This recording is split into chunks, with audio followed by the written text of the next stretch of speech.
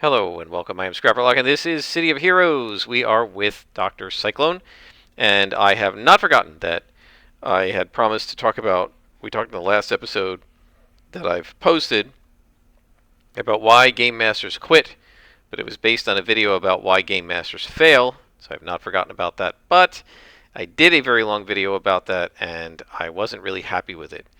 And so I know I promised to do it, but we're only going to do a very short bit of it because the reality is there's really only one reason I could think of why both players and game masters fail. It's a pretty short and obvious reason.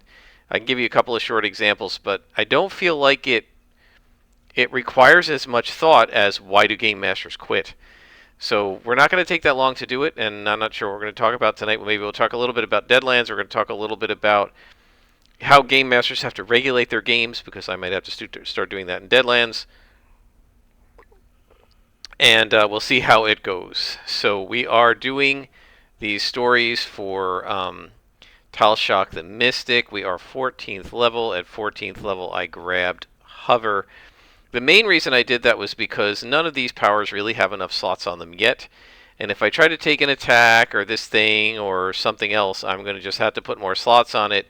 And we're slot poor right now. So I feel like in the teens, it's a good idea to start putting to take a power or two that doesn't require any or heavy slotting, and Hover doesn't require any slots, and we can use it in combat if we want, and it won't eat up our endurance. We have been having endurance problems, so this character is going to definitely need to have stamina fully slotted in. We're going to need endurance reducers on our powers, but that's going to take multiple more levels, and it will be a while before we can do any of that. We're now going to speak to Karsus. I don't know if this is inside a mission or if we're just talking to somebody. And I think, is this the last story arc in the Hollows? It might be. We really need to get out of here and start doing some Steel Canyon and Skyway City before all of those arcs vanish. Well, actually, no. Up until level 15, there aren't that many arcs. So it's really post level 15 that we need to worry about. And at some point, we're going to need to go to Fault Line and do those stories. Oh, okay. We're done with the story arc. All right. And there we go. We're almost 15th level. We got some reward merits. Let's track what this guy's got in terms of rewards. We got 34 salvage here, but I've put some of it in the base. And then we have 91 reward merits and an enhancement converter. And we're going to, do we have another contact? We just have her, but I don't think Meg Mason gives us any story arcs. Let's see what she does. I don't think so. I think she just gives us like repeatable missions in this area. I thought there was one more. I thought there was one more contact, but maybe not. Maybe this is the end of the whole thing. And the excavator badge. Oh, we completed every story arc in the Hollows. So we're done. Meg, bye. That's just repeatable stories. We don't need that. We're just going to head out. And I guess we better talk to Linda Summers, because she might give me, at some point I need to do the university stuff, but I'll do that off air. We need to talk to Linda Summers because she might be giving me another contact. Paula Dempsey already gave me hers. I can't believe she's still offering me missions at level 14. So guys, failure as a GM, failure as a player, I think they both come down to the same thing, selfishness. The only way you can really fail at a tabletop role-playing game with a group of friends is if you're being selfish and you're ruining the experience for other people due to your selfishness. The Matt Colville description of this type of person is the Wang Rod, the person who does something that makes everybody else at the table and uses as an excuse, it's what my character would do. The player who cheats, the player who lies, the player who does things to ruin the experience for other players. That person is a selfish player and is a failure as a player at the table. Sell this stuff off. Sell this stuff off. There we go. And to the train station, right? Oops, let's go. Let's go. Similarly, with a game master, if you're being selfish and making the adventure all about you and not being responsive or not caring whether your players like something or not. Um, we talked at one point about Luke Hart giving this some advice to some players who would ask questions of him, and the one player said, my players enjoy the one game, but I really would like to play a different game. I don't know what the games were. My players like 5e, but I'm really sick of 5e, and I'd really like to try something like Pathfinder. And Luke Hart said, "You're the GM." Oh, I forgot to talk to Leonard Summers. Hang on. That's what I wanted to do. He said, "You're the GM. If you want to play Pathfinder, tell them we're playing Pathfinder." Well, it's not that easy, right? If you know that your players don't want to play Pathfinder, then forcing them to play Pathfinder is not a good move. And it's ultimately doomed to failure, because if they don't have fun and they're not enjoying themselves, they're going to stop showing up to the sessions. Luke Hart also talked about this when he was asked about people canceling and not showing up and what do you do about it. And what he said was that in his experience, people who are enjoying the game and want to play will find a way to make it. And when you start hearing a lot of excuses like, oh, the kids and this and that and the other, what is often happening is that so what he said is you have like a threshold. Let's imagine each of these buildings is like a bar graph, right? And if you're really, really having fun, whatever it is that's making you busy would have to be this important in order for you to cancel the session. But if you're not having fun, then if you're having less fun, then the thing that makes you cancel on the session only needs this much fun, right? 4 stories lower, because the session is only this much fun. So if it's only this important, then you'll say, okay, well, this is more important than having fun in the session. And if your session is even less fun down here, then something only has to be pretty trivial before you'll cancel the session, right? I actually talked about this with my players, because there had been a string of cancellations between everybody except, I don't know if the new girl had, but we had to postpone, and there'd been a bunch of cancellations. I don't know, it was the first year we were playing Savage Rolls or the second? I'd have to go back and look. But there was a lot of canceling. And so what I said to them when we finally got back together again is, I pointed this out and I said, I just want to make sure that you guys aren't canceling because you're not having enough fun to care if you have to cancel. They all said, no, this is just real life interfering with our lives and with our ability to play. And I went to the wrong station. I couldn't remember where this guy was. And we definitely want to keep playing. And they've kept playing for, a year and a half or something. So obviously they do like it. But he did say, if your players are canceling on you a lot, it's because they're not having fun. So, one good way to make sure they don't have fun is to play a game system they don't like. Let's see, we're going to a warehouse. Still fighting skulls at this level. Okay. I feel like I'm back to first level, skulls in Atlas Park. So, I'm not saying that as a GM, it's selfish to want to play a system that you enjoy. And if you hate 5e and you don't want to run it, you're not a bad GM for saying to your players, I don't want to run 5e. But I think you are a bad GM to say to your players, I'm not running 5e, I am running Pathfinder. Starting next week, you're going to make up new characters, and we're starting Pathfinder. No choice. I'm the GM, what I say goes. That's just not a good way to run a game. What you should do is say, look, guys, I'm not enjoying 5th edition anymore, and I really don't want to DM it. If you guys want to do 5th edition only, then can somebody else GM? And if nobody wants to GM, would it be okay if we consider some different systems? And then my view is you offer them a suite of possibilities.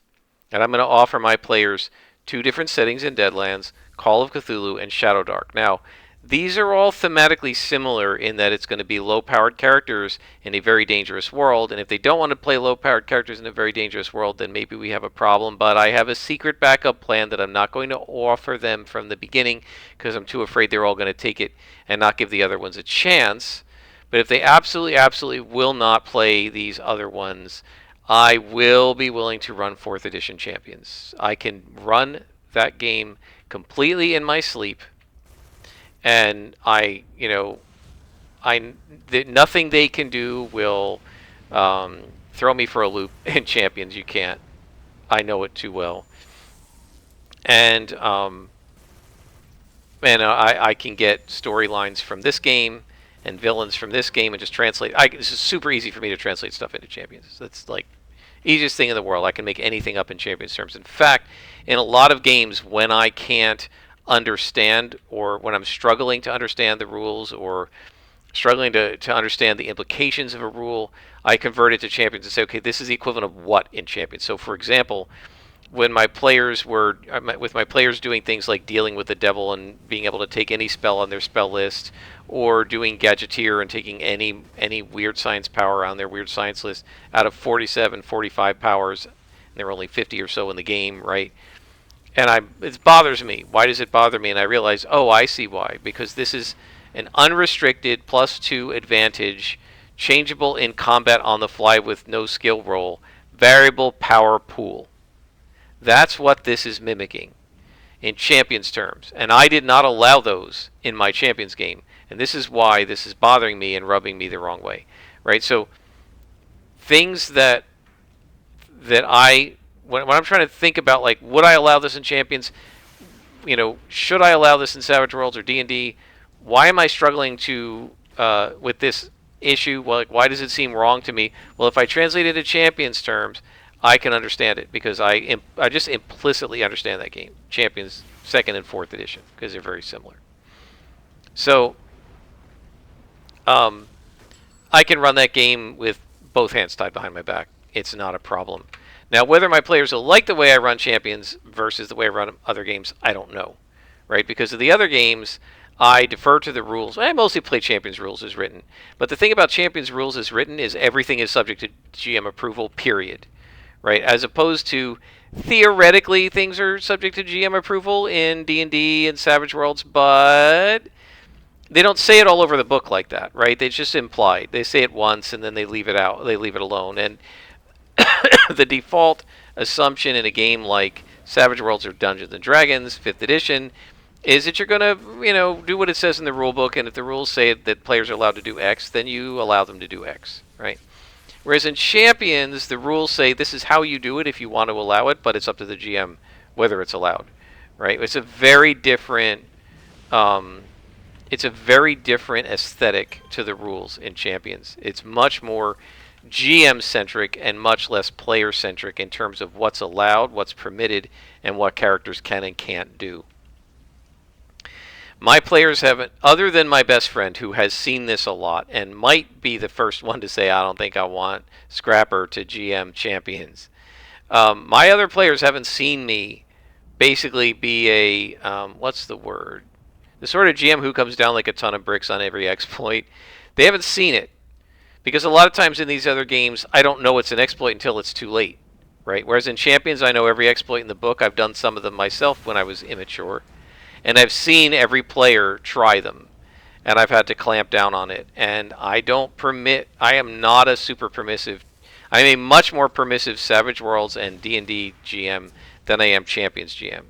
Also, I'm much easier to fool, right, or to surprise. So my best friend was able to make up a custom character class or subclass in D&D for his sorcerer that completely blindsided me with how wildly overpowered it was, and then he wouldn't admit it was OP. Right? He can't do that to me in Champions. I know every trick. And if he tries it, I'm going to say no. Right? Champions, there's no automatics in Champions. Right? In D&D, you build your character, and at a certain level, each character class gets certain things automatically. It's in the book. It says they get them. Champions, no. Every single thing you take at character creation and every time you use XP is subject specifically to GM approval. As a GM, you get basically a line item veto on every line of the character sheet, every characteristic. You want to buy a 25 strength, the GM has to approve it. If I say, nope, 25 strength is too high given whatever else I see on your sheet, you don't get to have it.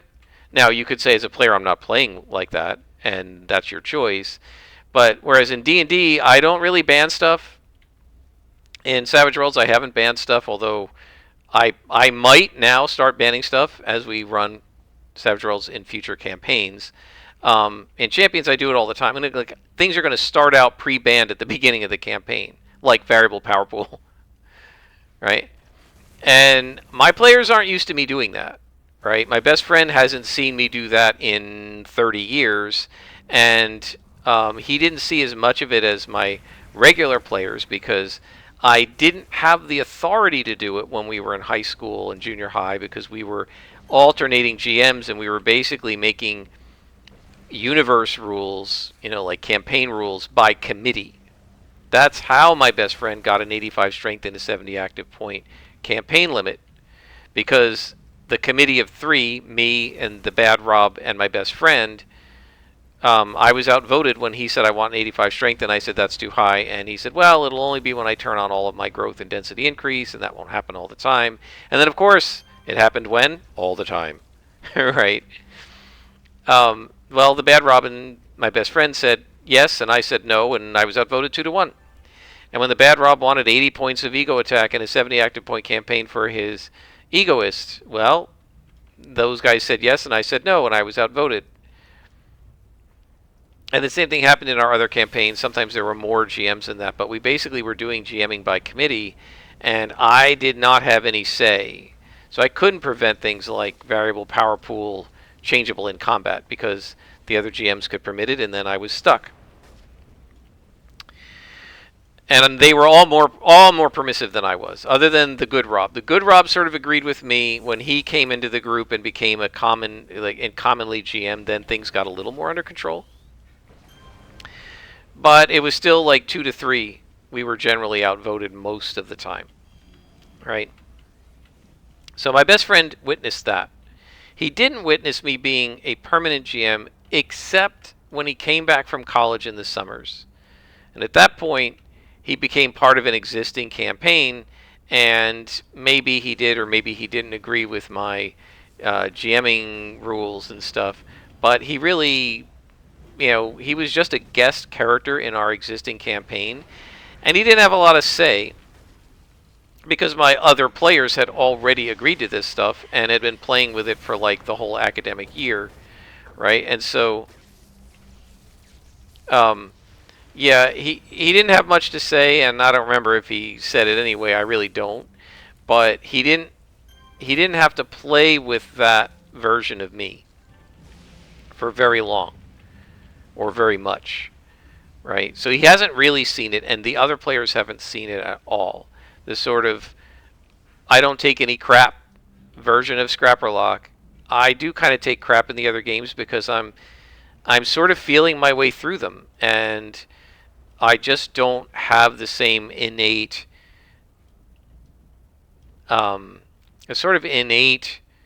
automatic understanding. I just get the logic of champions in a way that I've never fully gotten the logic of any other game made by any other company at any other time in any other setting. And so I feel much more comfortable saying I'm banning this stuff, I'm not allowing this stuff, I'm not letting you take this power. I'm not shy about doing it. And my players aren't used to me doing that, right? Like when they take advances in Savage Worlds, they just tell me what they want to take, and I just say okay, right? There's really nothing in the Savage Worlds rulebook that directly says that the GM must specifically approve every advance. Now my players do tell me what they're taking, right? But like my best friend just put a list of all his advances on his character sheet. You can do that in Foundry and then unlock them as you get them. And he didn't ask me if he could take them. He just did it, right? Because, hey, it says in the book I could take it. Why won't I? Why wouldn't I? Well, in Champions, that ain't happening. I have to specifically approve everything on your character sheet, and I will not approve anything on your character sheet that I think is abusive. And I protect the different character types. So I'm not letting you get a higher offensive or defensive combat value than the martial artist, or a higher speed, or a higher dex, right? Back in the day, we had players who were not the martial artist, and they had 6 speeds like the martial artist does. And they were energy projectors and stuff. Like, that's not happening. Not happening. right? And I have pretty rigid formulas. Basically, if you go more often, you're going to do less damage. If you go 6 times a turn, you're going to do the same total damage on average as somebody who goes 5 times a turn. So if they're doing 10 dice 6 of damage on average, 5 times is 50 points, 50 dice of damage. Then to get 50 dice of damage with 6 times, you're going to be doing 8.5 dice 6. You want to do 10 dice 6? Go down to a 5 speed. Right? If you get to attack an extra time, then each time you attack, you do less damage. I have a formula for defensive combat value versus PDED. Basically, for every defensive combat value you go up, you have to go down down 3 points of physical and energy defense, because you're going to be hit less often, right? And so I have a formula, right? The 8 CV, 8 combat value is default, and I think it's like 19 defense or 19. I think it's 19 PDED. If you go down to a 7 defensive combat value, you can go up to a 22. And if you go up to a 9 defensive combat value, you have to go down to a 16. And if you go to a 10 defensive combat value, you're going down to a 13. So that over time, on average, over the course of, say, 100 segments of combat, 100 attacks that you get hit with, you're going to take the same total amount of damage, regardless of your CV. It's just that if you have a high DCV, you will take big damage rarely, and if you have a low DCV, you will take small damage often, right? And so I have pretty strict measurements for that, pretty strict kind of rules about that. They're not used to that. I don't know if they're going to like it. But if they want to do a high-powered superhero-y campaign, I'm willing to do superheroes with superheroes. I'm not willing to do superheroes in fantasy, and I'm not willing to do superheroes in cosmic horror. It's just antithesis to those settings, in my opinion. So, it'll be interesting to see, and I don't know what they're going to want. But my actual point here was I'm going to offer them 2 settings of Savage Worlds, 2 settings of Call of Cthulhu, modern and 1920s, and a champion setting, and Shadow Dark, right? So they're like, again, I'm going to hide the champions one. I'm not going to tell it to them until they all say they don't want to play any of those other ones. We can't agree on the other ones. Then I'll say, okay, well, guys, if you really want to be superheroes, I'd be willing to do champions set in Paragon City using the villain ideas from City of Heroes and some, my own versions of the story arcs in City of Heroes. They'll definitely do Scroll of Tieleku. They'll definitely do Wheel of Destruction. And my Wheel of Destruction won't be bugged and go in the wrong order. It won't be the exact storyline, right? It'll be just inspired by. And the villains will be there, but, I'll probably have different maps and all that. So I'm not going to use these kinds of maps because these maps are for MMO grinding, and we're not doing MMOs when we're playing tabletop. I don't know if they're going to want to do it. We'll see. And I don't know which one they like. But I'm not going to just say, guys, after this week we're playing ETU, whether you like it or not. Right? That's selfish, and only a failed GM would do that. Right, back to Skyway City. As players, right, Wang Rods are people who do whatever they want, and they upset the other players, and they ruin the fun of the other players, and they don't care. Now here's the thing. The thing about most Wang Rods is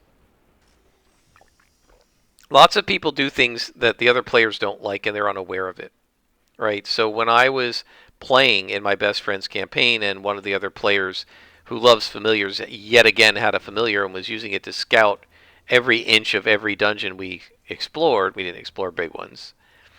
I had a familiar too, but I hardly ever used my familiar.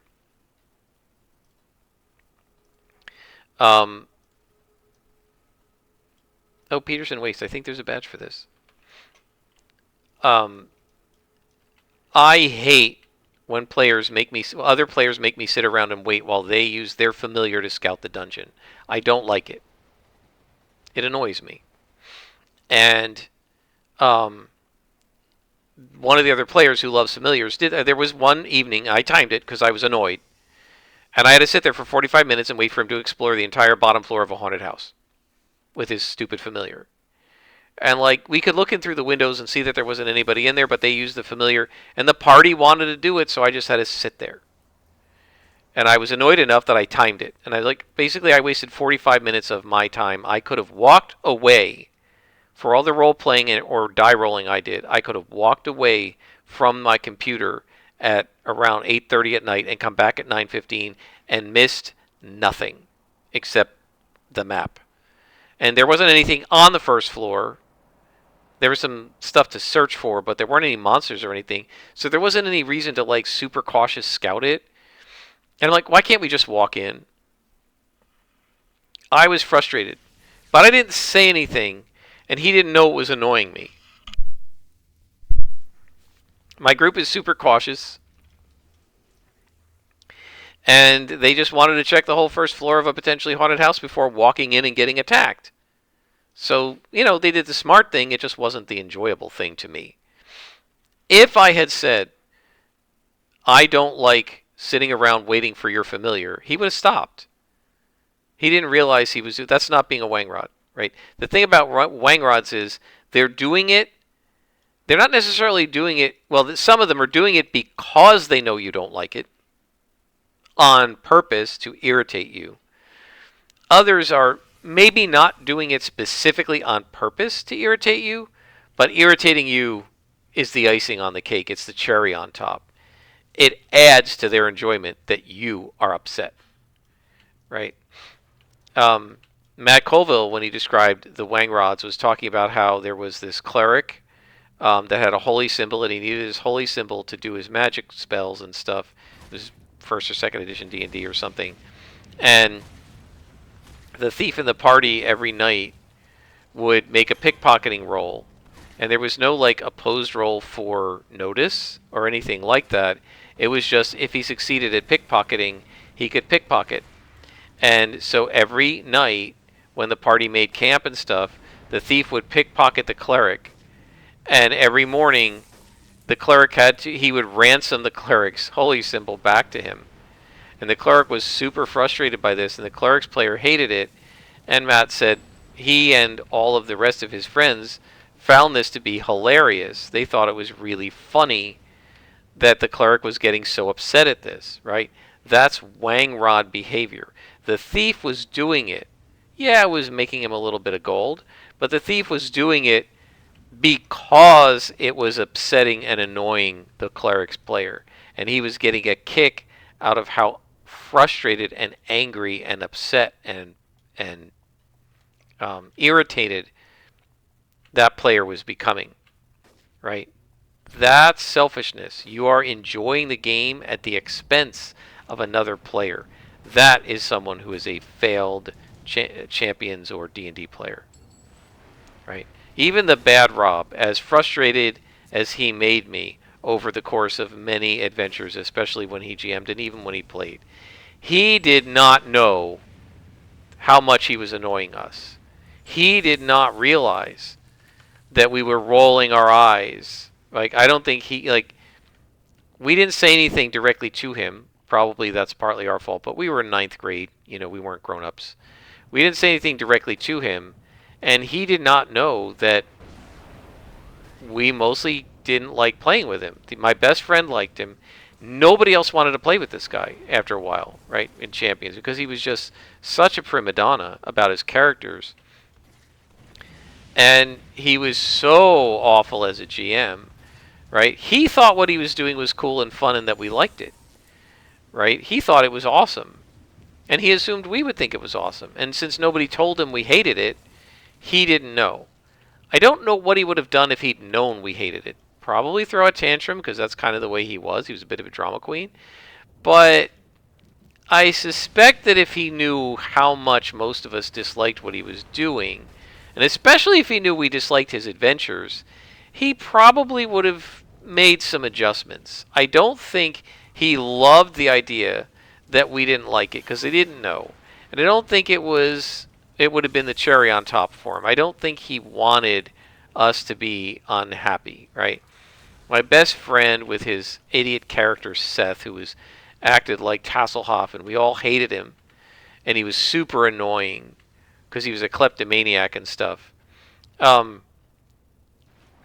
He didn't understand why we didn't like it, right? He said he's a cool character from this book, and I love this character. It was his favorite character from the book, so he's just playing his favorite character in a book. It'd be like me playing a Star Wars game and playing Jar Jar Binks as my favorite character, and I don't realize that everybody hates Jar Jar, right? So I decided to play a Gungan, and I'm doing the the Jar Jar speech and all this stuff, and everybody's hating it and rolling their eyes. I'm like, why? I love Jar Jar. You see what I mean? And so that's different from somebody who says, you know what? Everybody hated Jar Jar so much, I'm going to make up a Jar Jar character and play him just to irritate the GM and all the other players. Right? That's the Wang Rod. Just people who do stuff that other people don't like and don't realize it aren't necessarily Wang Rods. Right? The it's what my character would do excuse is it's not about role playing innocently and not realizing that people don't like what you're role playing. It's about purposely role playing stuff you know people hate and doing it on purpose to annoy them and irritate them and ruin their fun and using I'm just role playing as a justification for why you're being a jerk. That's what a Wang Rod is.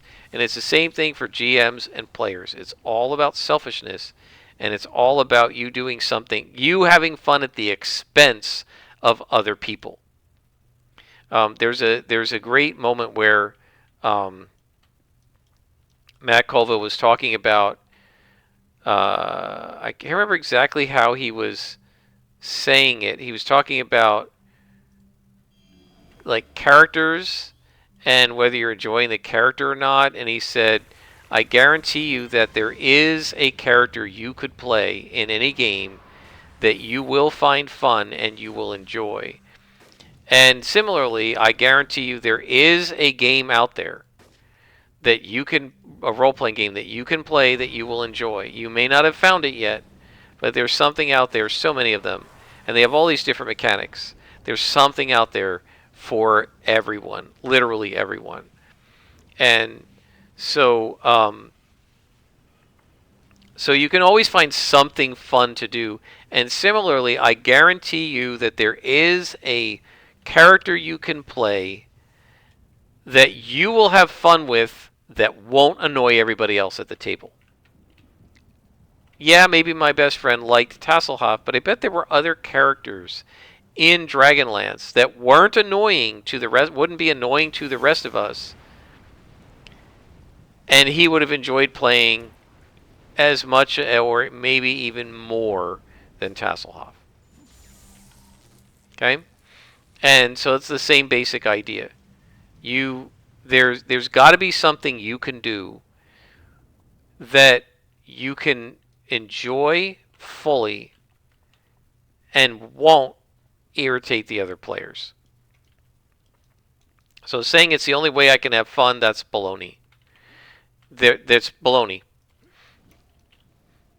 There's always a way to have fun that doesn't step on the toes of the other players. You just haven't found it yet if you're arguing that. Look at that. That is so cool. Look at that rain cloud. That is such cool. I love the effects of this set. Best set in ranged attacks. Absolutely. It's so cool. So, yeah, there's always a way to have fun that doesn't put it at the expense of your fellow players. All you got to do is find that way. And same thing with the GM, right? There's going to be a game that I can find to run that I will enjoy running and my players will enjoy playing. Whether that's Shadow Dark or whether that's Horror Companion, Savage Worlds, Cosmic Horror, or whether it's ETU or whether it's Champions or something else. I hear a glowy, but I don't know where it is. There it is. There's something we can play that we'll all enjoy. And I'm willing to compromise to find it. And presumably they are too. So as long as everybody's willing to kind of meet in the middle, you can find something that you guys can all enjoy doing. Right? It can't be the case that there isn't any game we could play. Maybe Vyzen would suit. Maybe Mutant Year Zero would suit. Maybe, what's on my shelf here? Maybe Forbidden Lands would suit. Maybe Star Trek Adventures would suit. Maybe Dungeon Crawl Classic. I don't know about Dungeon Crawl Classics. It seems really gonzo to me. It's a little bit. It's a little bit much. It seems cool, but I don't know. Maybe, but there's got to be something that we can do together that we'll all enjoy because we like each other and we enjoy each other. So all we got to do is find a game that entertains all of us for a few hours every couple weeks, and we should be golden.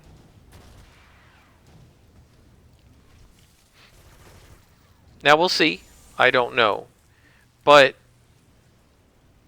what I wouldn't do is say, okay, now that Deadlands is over, we are playing Shadow Dark, and that's the end of it, whether you like it or not.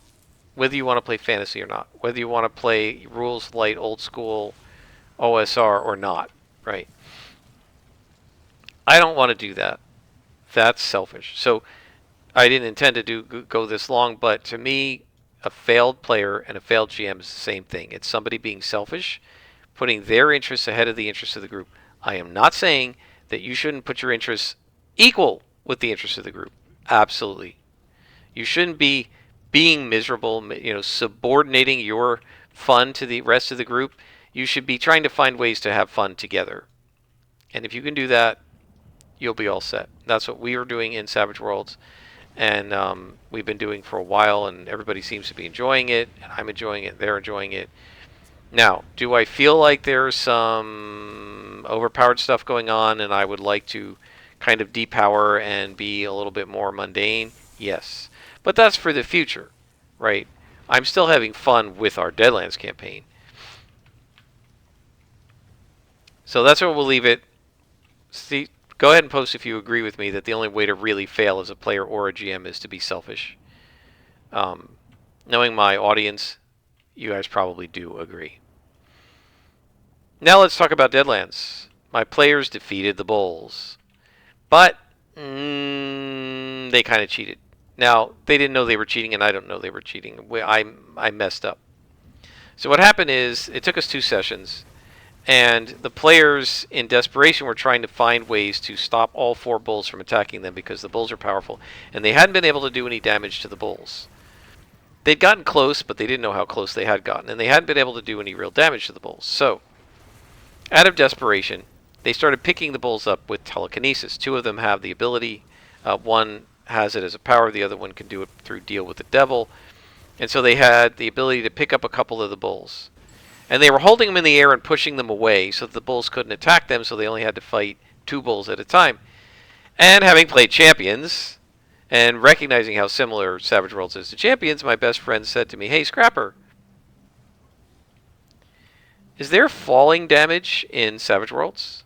And I said, "Yeah, I think so. Hang on, let me look it up." And I looked it up, and it was for every 2 hexes or inches of falling. This is way too much, by the way. But for every 2 inches falling, you take 1d6 plus 1. So if you fall 2 inches, it's 1d6 plus 1. If you fall 4 inches, it's 2d6 plus 2, and so on. So they had 12 strength telekinesis. And that meant they could lift the bulls 12 hexes in the air, and we had that done. And that's where he noticed it. He's like, well, okay, so if they fall 12 hexes, how much damage does it do? Doesn't it do like 66? I said it does 66 plus 6. So that's huge in Savage Worlds. It is literally more powerful than any other power in the game.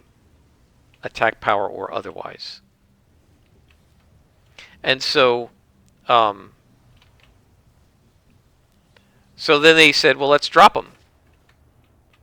So they started dropping the bulls, and they did a lot of damage. Now, it turns out that is the way telekinesis works. At least as far as I can tell, rules is written. But they were never supposed to be able to pick up the bulls, because the bulls are too heavy. There's a strength to that telekinesis. D12 or D10, depending on D10 or D12 with a raise. D12 strength can only lift 400 pounds. The bulls are 2,000 pounds. I hear a glowy. Where is it? There it is. Yeah, I went right past it, didn't I? Because there were villains up here. So they shouldn't have been able to pick up the bulls or move them at all, with telekinesis. So anyway, they slammed they let the bulls drop and they did all this damage. So they won the fight. But here's the problem. They weren't supposed to do that much damage to the bulls because they weren't supposed to pick them up. But that's the bulls, right? The bulls are too heavy to be picked up.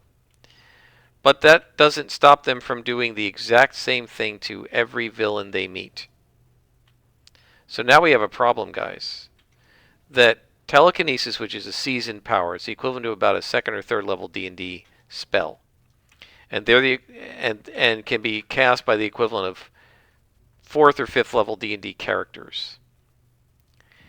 This seasoned spell is the most powerful attack, not just of all the powers, but as far as I can tell, in every setting of all of Savage Worlds everywhere.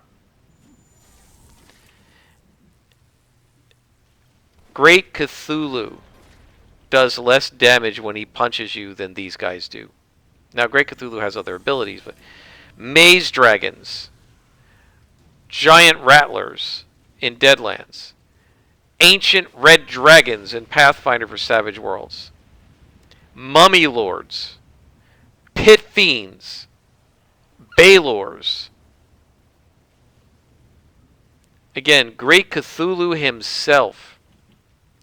There is no attack that I could find anywhere in Savage Worlds that does that much damage in a single blow, even on a raise. Great Cthulhu, if he slams you to the ground with his fists or his tentacles or whatever, and gets a hit with a raise, cannot do as much damage as just picking a guy up with a seasoned power and letting him drop. That's insane. And it does way more damage than that. It does way more damage than that spell says it can do in the damage section, right? It says that you can do strength plus d6 damage if you slam something into the ground.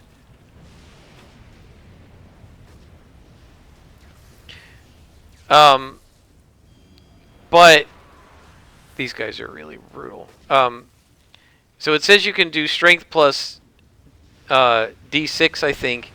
So d12 plus d6, which is equivalent of 3d6 damage. That's everything, right? With a raise, well, blast, bolt, and burst, which are a single target and area attack powers in Savage Worlds, do 2d6, 3d6 on a raise, or if you put extra power into them, 3d6, 4d6 on a raise. So now we're in the ballpark, right? A Sidewinder missile does 5d6. You're telling me dropping somebody from 60 feet up does more damage than a Sidewinder missile? More damage than a bazooka? More damage than a Sherman tank shell? More damage than a cannon? More damage than a flamethrower? Seriously. And you can do it 5 times because it has a duration of 5. So you can pick the bulls up or whatever and drop them 5 times, doing the equivalent of 30d6 plus 30 damage total. There is nothing in Savage Worlds that comes even close. So we're going to have a little talk, my players and I, and we're going to have to come to an agreement that they're not allowed to do that anymore. I understand that the physics says you should be able to drop them and do that kind of damage, but that's obscene, right? In Champions terms, telekinesis, 60 points of telekinesis does 40 strength. That can do 8 6-sided dice of damage, averaging 28 stun and 8 body per hit. A 60-point energy blast can do 12d6 of damage. So 60 active points of attack shouldn't do more than 12 dice, averaging about 42 stun. Now I could see picking a guy up high enough to drop him and have him take 12d6 of damage in Champions. But if you follow the rules for telekinesis, telekinesis has a range of 5 times points in inches. That's 300 inches if you have 60 points, if you're following. And if you drop somebody from 105 inches height, which is a third of your max range, it will take him 6 segments, half a turn, to fall, and he will hit the ground at terminal velocity and do 30d6 of damage, which is more powerful than Darkside. Okay? Even Darkside only did 20d6 or 25d6, can't remember. Something like, he didn't do 30. It's like Galactus levels of damage. Okay? Your 60-point power is not allowed to do 30d6 would be 150 active points of damage. It's against the rules in Champions. Now, falling can happen. You can throw a guy off a skyscraper and this kind of thing can happen. That sort of stuff is allowed. But if you keep picking people up and dropping them to the ground, if you pick them up with your strength, you punch them into the ground, you slam them into the ground, it only does 8d6. But if you pick them up and just let them go and they drop, it does 30d6. Now, characters and champions can fly. Their colleagues can fly. There are 6 segments through which he's falling to the ground, and so on and so forth. But, so if you do it once, it's not a big deal. This is the way it is in Champions. But if you start doing it every single time you have combat, if you're going to do 30d6 of damage all the time, you need to pay 150 points for the right to do it. And I don't allow 150-point attacks in my campaign, so that's not happening, right? Same thing in Savage Worlds. You shouldn't be doing 6d6 of damage. So I'm going to say to them, I'm going to give them a couple choices. You can restrain yourselves and I don't have to do anything. Just don't do it again. Leave it alone and I won't do anything. If you won't restrain yourselves, then I'm going to have to step in as a GM and apply some Champions level reasoning. That being, you can't do more damage than it says in the stat block of the spell, no matter what. And that is 1d12 plus 6, or d6. So I don't care how far they fall, you can only do the amount of damage written in the spell. It doesn't actually say in the current version of the spell that if they fall, they take falling damage. It said that in the old version of the spell, and they took it out. Now, I don't know why they took it out, but maybe it was because it was OP, right? So that's one option. The other option is I could say that you can move things a distance equal to the D of strength. So if you have D10 strength, you can move 10 inches, which is 60 feet. And if you have D12 strength, you can move 12 inches. I could just say that's horizontal distance, vertical distance is halved. You're working against gravity. So you can only lift them 6 inches. And if that's the case, then when they fall, they take 3d6 plus 3, which is kind of like a regular attack, like bolt or blast, and now it's equivalent to every other attack, and that makes it fair. What I'm not going to allow them to do is have the most powerful attack in the game, even more than a god. That's absurd. I know they're heroic and almost legendary, but that's absurd. Okay, we got 2 slots available. Let's see what we're going to do here.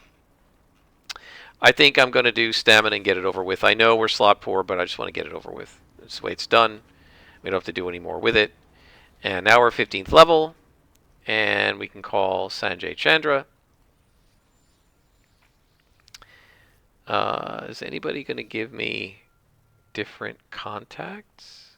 No. And he's not either. Seems like he's just giving me junk missions, and I'm level 15 already, so let's just see. Lorenzo's that's the wrong guy. No. They're all in Skyway? I don't have anybody in Steel Canyon? Wow. Pretty rare. All right, let's go to Skyway, and we'll see if these guys give me another I need the level 15 contact. I don't know if they might not give them to me to level 16. Well, we'll see. How are we doing on time? Okay, it's been a while, so we'll try one more mission. Might go over an hour.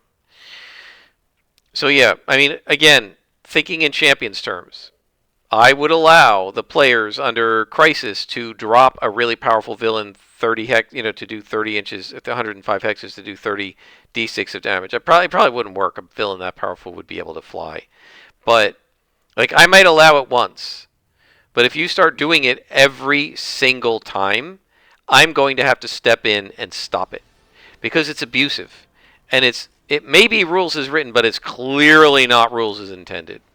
Because what they intended this power to do was to do strength plus d6 damage, not the equivalent of about 7d6 of damage. 7 six-sided dice, not 70. So, and it's the same thing in Champions, right? What they intend the telekinesis to do is 8 six-sided dice of damage for 40 strength. If you start consistently doing more than that, you have to pay for more than that, right? That's the rule. Like the example they give is, and it actually, it hadn't happened yet when they wrote the example in like 1982, but it did happen. And spoiler alert, in Avengers Endgame, if Super Patriot Man picks up Norse Hammer God's hammer and uses it in an epic battle,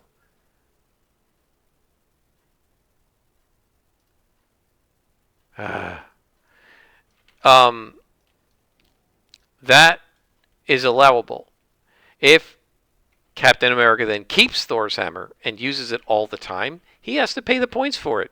And that's probably a 90-point power with all the stuff that it can do. I don't think you've got 90 points sitting around on your character sheet that haven't been used yet. Looks like you have to put it away until you get 90 experience, which is probably about 30 scenarios. That was my entire campaign. Right? So the thing is with Champions, you can do cool stuff once. Right? You can pick up a car and slam it down on somebody and do strength AoE as a cool move. If your character then keeps picking up cars and slamming them down as a strength AoE, you're going to need to buy area effect for your strength. Because you're not allowed to just keep doing stuff for more effect than you paid for in Champions. That is a violation of the rules. Like it literally says it in the rules. And I think the same thing has to be true in Savage Worlds. You're not allowed to do more than it says you can do. You guys have lightning. I got better lightning. Look at that. So I think what I'm going to say to them is you guys can choose. I can limit you to 6 inches height. I can limit you to strength plus d6 damage. You can pick them up as high as you want. Or I can just give everybody an insanely high spirit so that they can resist you. And that will have negative consequences on all the other spells that require spirit to resist. What I'm not going to do is allow them to just telekinese everybody in every battle all the time for the rest of our campaign. Like, I'll end the campaign before I do that. Because it's absurd, right? It's not Deadlands. Deadlands is about guns and shooting and undead and horror and weird science devices. It's not about everybody being telekinesis all over the battlefield. That's preposterous. And I think if I ever ran a version of Savage Worlds that has arcane backgrounds, which I don't intend to do anytime soon, again, I would probably either ban or severely nerf telekinesis. I feel like it's wildly overpowered. It's 5 power points. Let me see. I gotta check this. So telekinesis, I'm fairly sure, is 5 power points, has a duration of 5 rounds, so that sounds reasonable. 1 round per power point, right? Where is telekinesis? Yep, 5 points for 5 rounds. Puppet, which mind controls things, is 3 points for 5 rounds. So Puppet's a little cheaper, although it is a veteran power. So TK takes more points. But with Puppet, first of all, you can't do 6d6 of damage to the guy. If the person breaks out of Puppet ends. If you want to do it again, you got to pay the points again. With telekinesis, if the person breaks out of telekinesis, you can do it to him again. The duration, it stays for the duration. It doesn't end the power. I'm surprised these guys are that level up here, but that's okay. So you can literally be picked up, and if you resist it, you can be picked up, and if you resist it, next round I can pick you up again anyway. In Puppet, the initial attack is an opposed spirit roll. So if you have high spirit, it's going to be hard to resist. But subsequent attempts to break out are just against the target number of 4. So I have to follow your orders for 1 round, but then the next time you give me an order that I strongly oppose, I get a really easy attempt to break out. Telekinesis, it's an opposed roll all the time.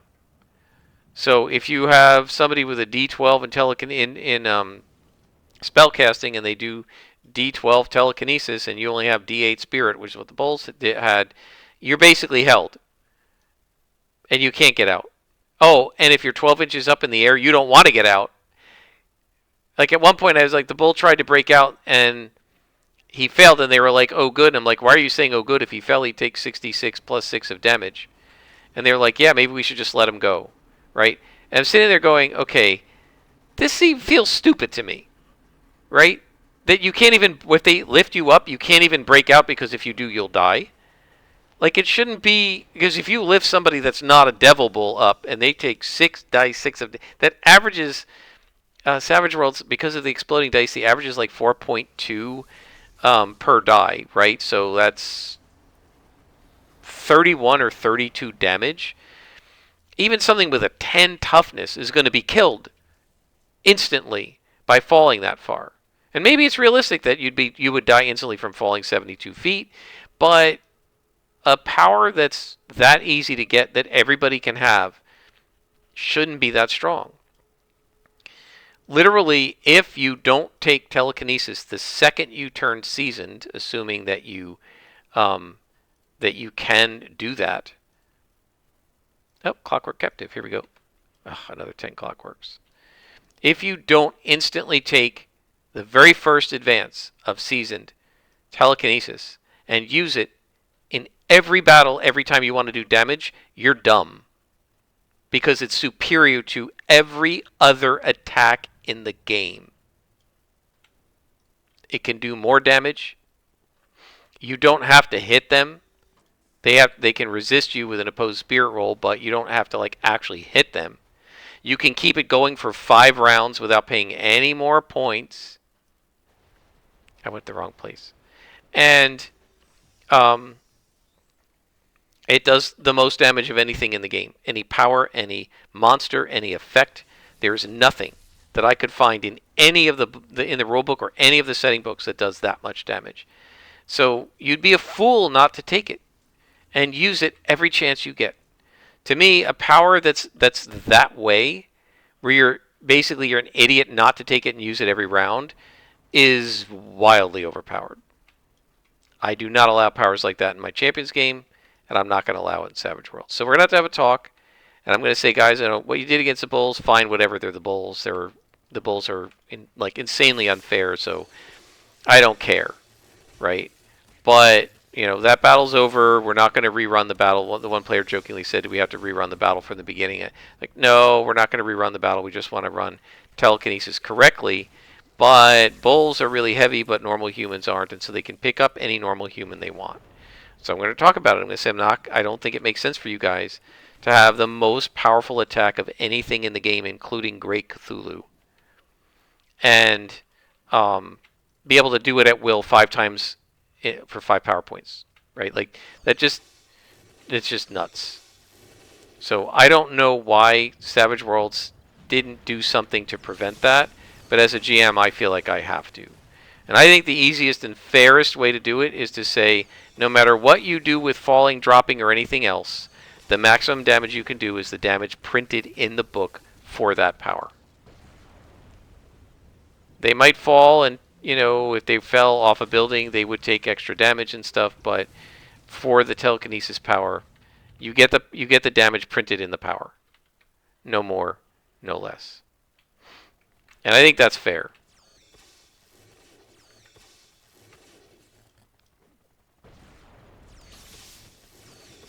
I don't know. You guys tell me what you think.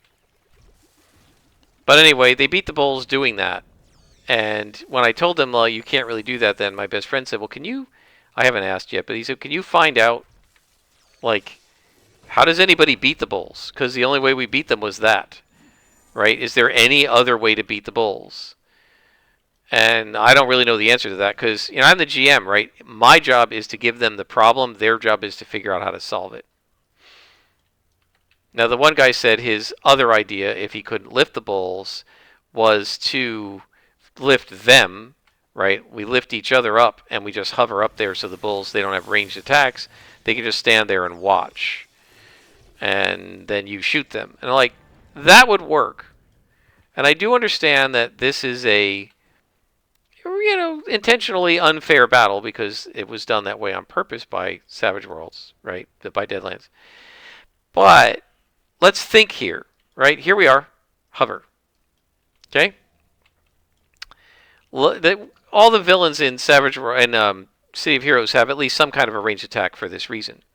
But let's say we're fighting guys that don't have ranged attacks, right? I stay up here and I start shooting them, and they can't shoot me back. They can't fly. They're stuck on the ground, so the bulls are standing there staring up at you. They all go on hold. You shoot them, the next round comes up, they have to draw new cards, and they all go on hold again. And the bulls just stand there and wait while you shoot and shoot and shoot and shoot and shoot them. Now, maybe you run out of power points, and you didn't do enough damage to the bulls, and after you run out of all those power points and all your bennies are spent, you all crash to the ground and the bulls kill you. But would that be a really interesting battle? To everybody hover for 8 rounds or 10 rounds until they run out of power points and bennies, and then crash to the ground and the bulls trample you? Like, that to me is not interesting. And if you could kill the bulls without them ever striking a blow, is that interesting? I feel like it's not. So one of the other conversations I have to have with my players is, do you guys want danger? Because you seem to do whatever you can to make sure your characters aren't in any danger at all. We're not talking about reducing the danger by turning on your force field or aborting to dodge when somebody shoots at you. We're talking about trying to find a way to attack them so that they can't even hit you back. That might be smart, and it might be the safe thing to do, and it might be how you survive, but it doesn't really lead to a very interesting battle. You know? And then we've talked about this before. When we played COH early on, and the good Rob was going in and AoE flashing everything and getting his phantoms to, he was an illusionist, right, to take all the aggro, and I was like, I'm bored. Right? This is boring me, because in every single battle, the bad guys couldn't do anything. The ones who could see were fighting the phantoms, and the ones who couldn't see, which was most of them, were just standing around flashed. And then we just mowed them down. How's that interesting? Right? In Champions, I'd start giving those guys flash defense. Do you really want to sit there and fight a guy who has a 0 DCV and you just hit him on an 18 or less? Unless you roll triple sixes, you hit him, and then you just do damage. And you just do that over and over again until they're defeated.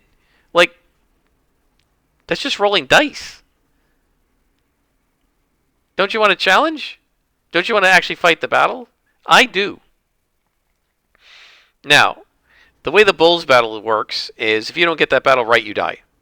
Right? There's not a lot of ability for trial and error because they do so much damage and they take so much before you can do damage to them that if you take a couple of shots and it doesn't work, after a round or two, somebody's going to die and then they outnumber you and now you're all going to die. So I can understand being like that with the Bulls. But still, would it have been interesting to hover over the Bulls and just shoot them to death? And the Bulls literally can't do anything back and they're just staring at you until they die.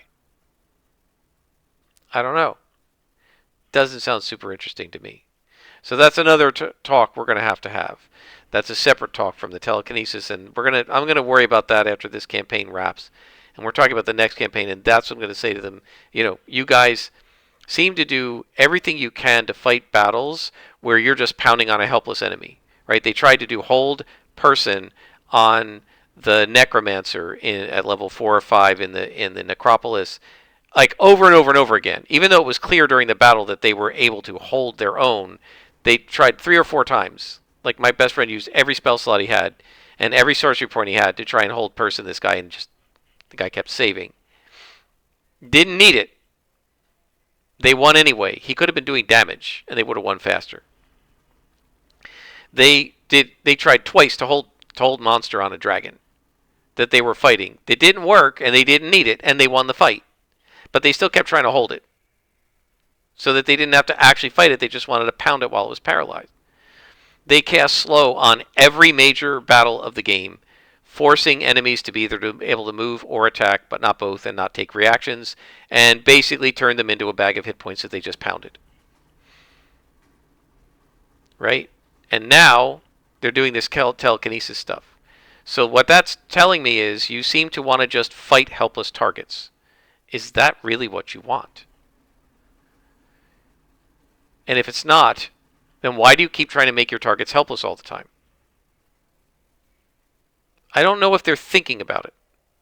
I think in the heat of battle, they're just trying to do whatever they think they need to do to survive.